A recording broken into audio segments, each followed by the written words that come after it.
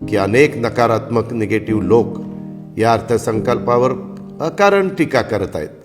त्यांच्याकडून अर्थसंकल्प वाईट असल्याचं सांगितलं जात आहे. काहींकडून तर या बजेटला लबाडाच्या घरचं अवतान आणि अजूनही बरीच नावं ठेवून हिणवलं जात आहे. मला फक्त इतकंच सांगायचं आहे की या लोकांच्यामध्ये आणि तुमच्या अजितदादामध्ये हाच फरक आहे की ते राजकारण करणार आहेत आणि तुमचा दादा काम करणार आहे.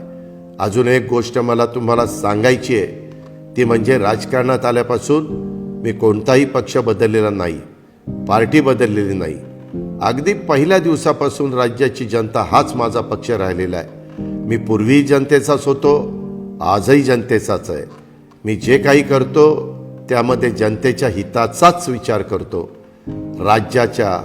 राज्यातील जनतेच्या विकासाच्या चाकाला अधिक गती कशी देता येईल याचाच विचार माझ्या डोक्यात कायम सुरू असतो.